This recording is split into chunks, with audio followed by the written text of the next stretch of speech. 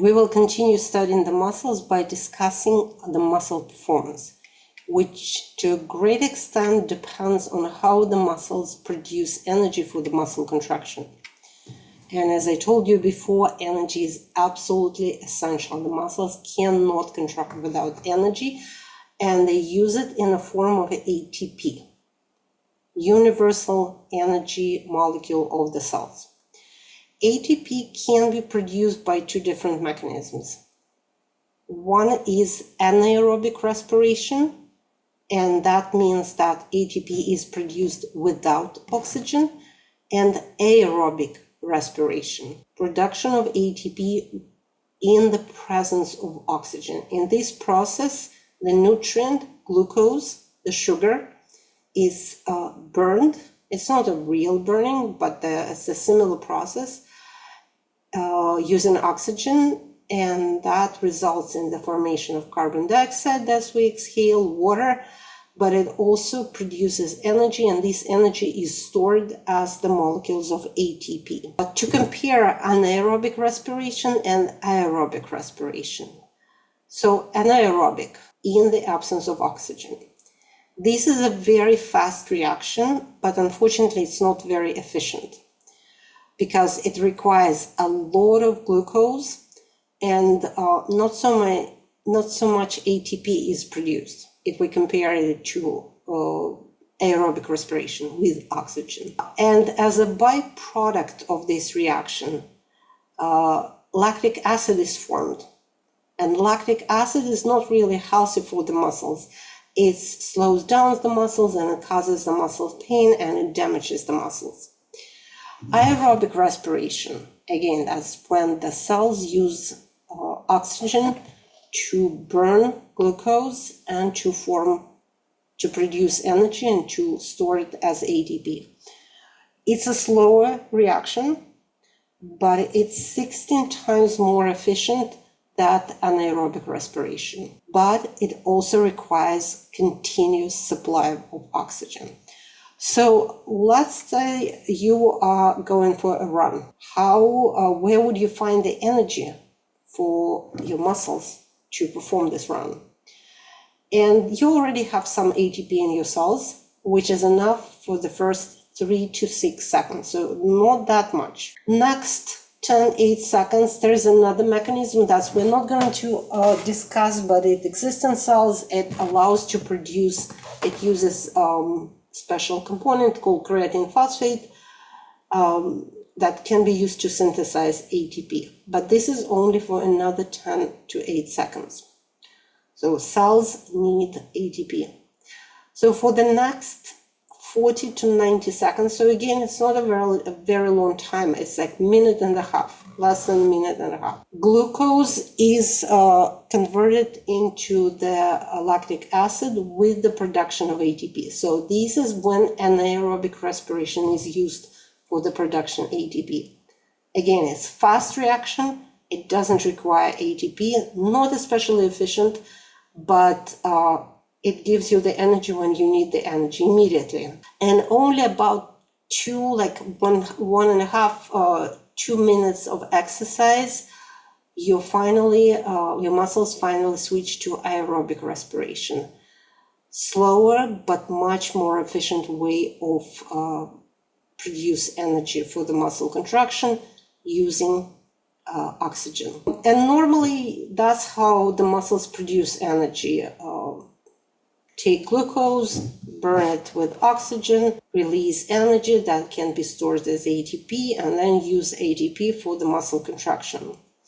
But sometimes there might be situations when your muscle work is so intense that you do not have enough oxygen to produce the ATP. So what happens in this situation?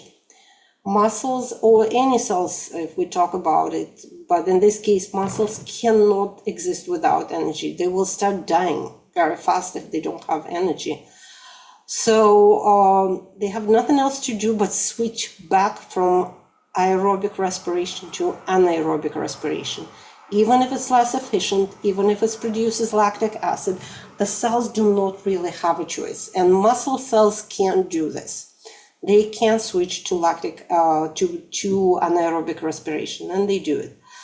So now they don't use oxygen. They use just glucose. They convert it to lactic acid. They produce ATP. The muscles contract.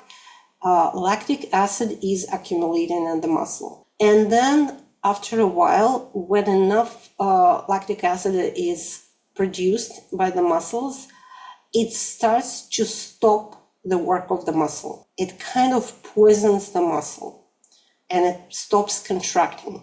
And this doesn't matter how many signals the nervous system sends to the muscle. It like pushes it to contract, and the muscle simply cannot, because lactic acid blocks the contraction. And this situation is called muscle fatigue.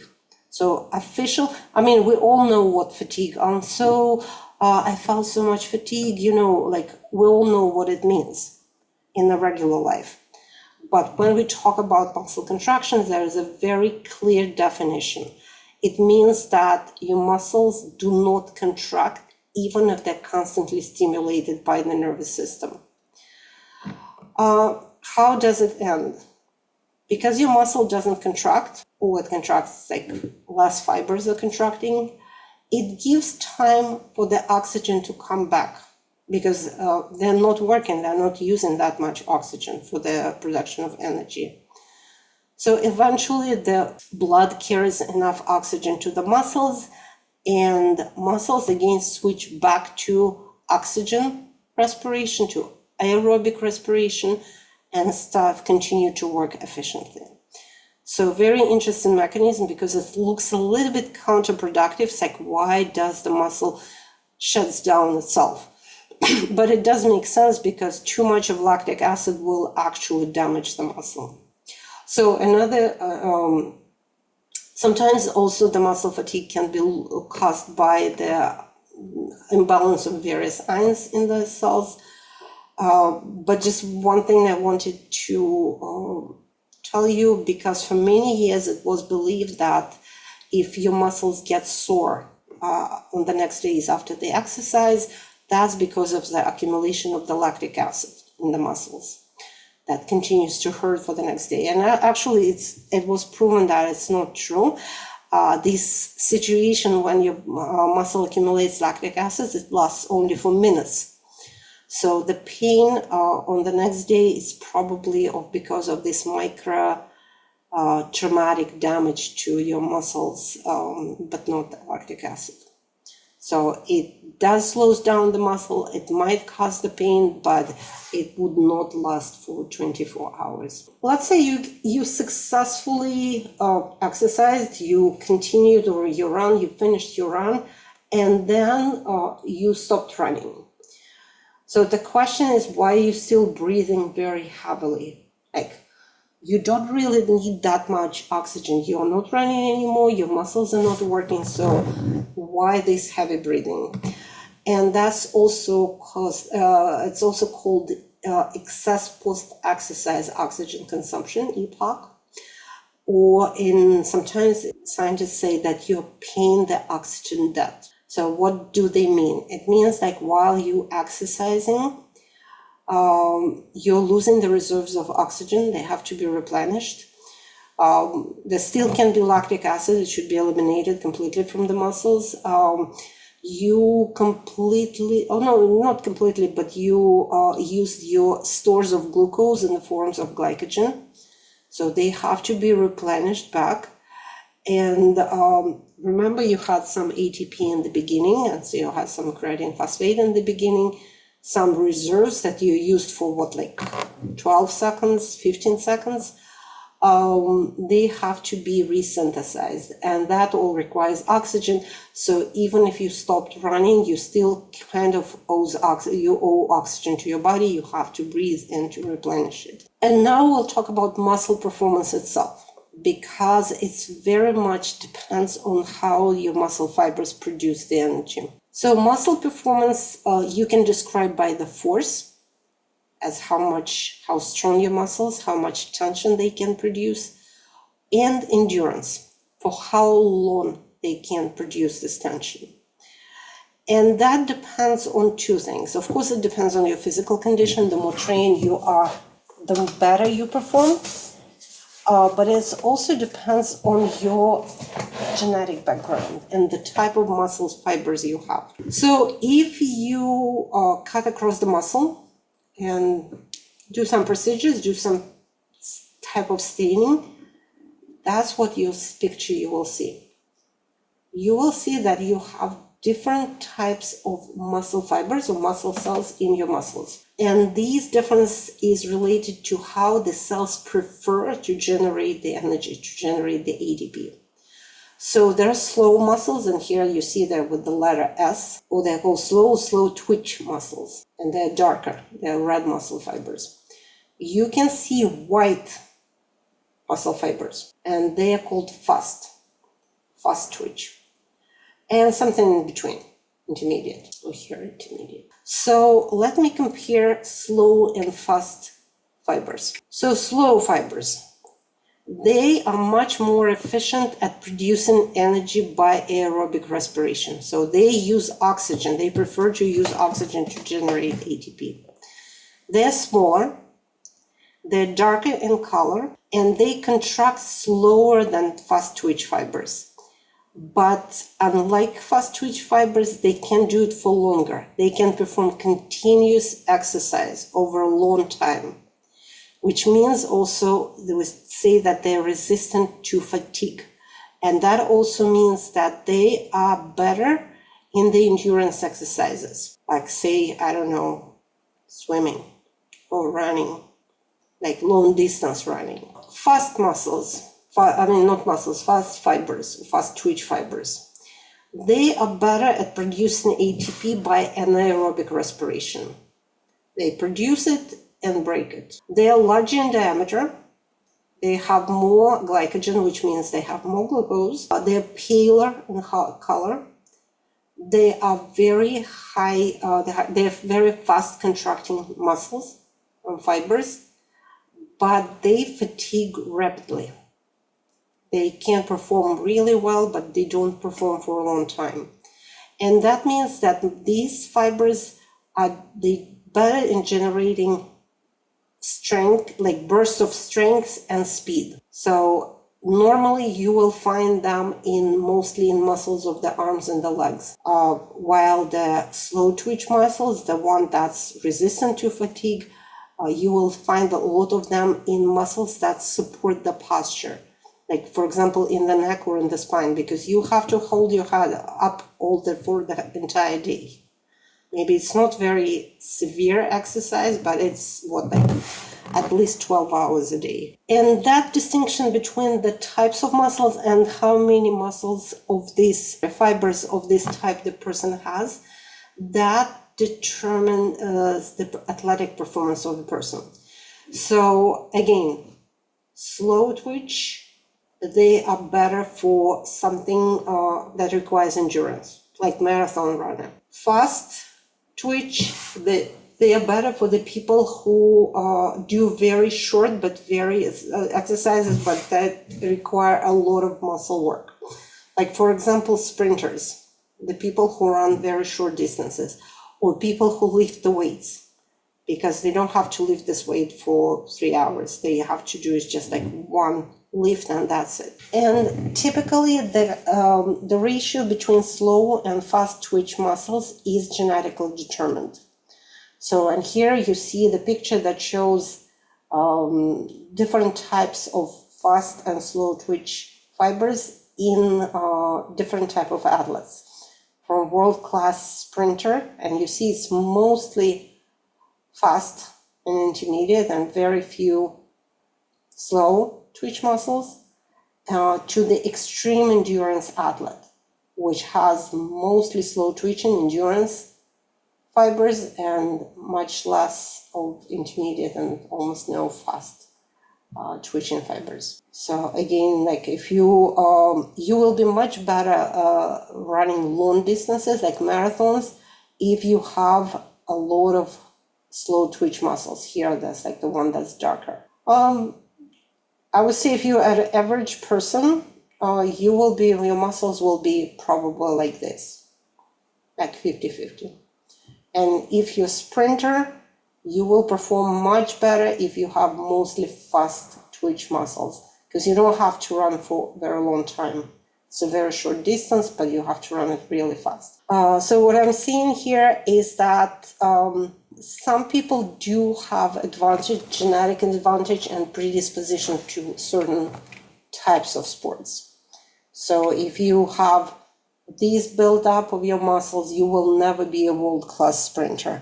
Or if you have this type of muscles, you will never be an Olympic winner of the marathon.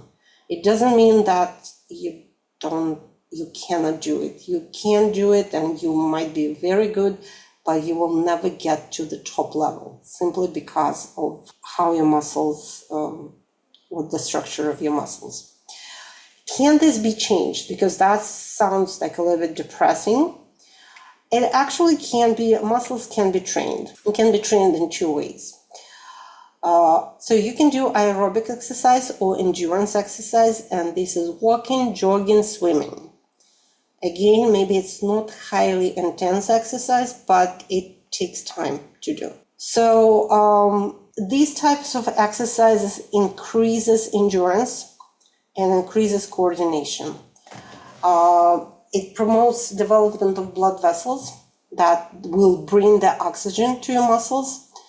It increases number of mitochondria. These are the parts of the cell that actually produce energy by aerobic respiration. But so you will be much better in exercise, doing these endurance exercises. You will be able to, swim for a longer time with less fatigue. But what you will not get, your muscles, the size of your muscles will not increase. Here's an example. It's a very striking example, but that's how the type of muscle fibers change in a person who went through the endurance training. So that's the muscles before, and you see a lot of them are fast twitching and very few are slow twitching.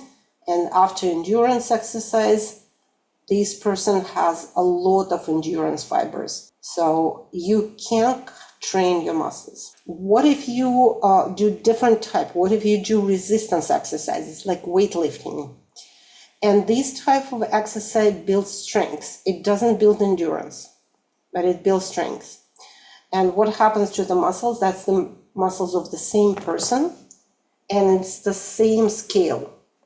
So you see that proportion between fibers didn't change that much, but what happened to the fibers? They grew a lot.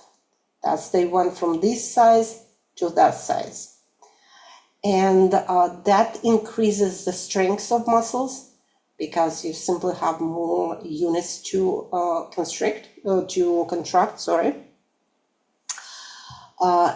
And that increases the force, but it also increases your muscle size. So if you want to grow the muscles, you want to build the muscles, you have to do resistance exercises with a lot of weight, because to really develop like this, muscles have to produce more than 75% of their maximum force. So this is really hard work.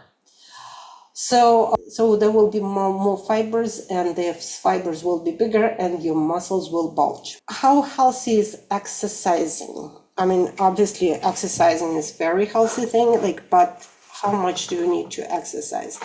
And here I must say that extreme exercise can actually cause muscle damage and disrupt the muscle structure.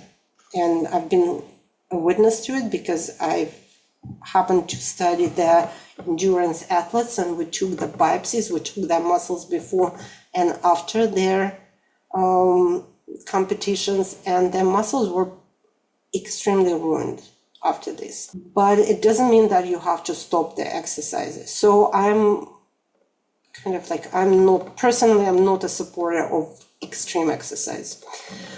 But also it's very important to exercise normally on a daily basis, because if muscles don't work, they simply disappear. It's called atrophy. degeneration, the loss of muscle mass. And this especially visible when the muscle doesn't work, like the muscle is immobilized. Like for example, here we have the person before, I guess before maybe he broke the leg and he was put in the cast, and you see how his muscles atrophied compared to his work that could work, to his leg that could work, the leg that did not work, he lost like half of the muscle mass. And that can be as fast as 5% per day if your muscles do not move at all. So, and if this continues, the muscle mass can be replaced by the connective tissue, and that means that after this point, the muscle will not develop back.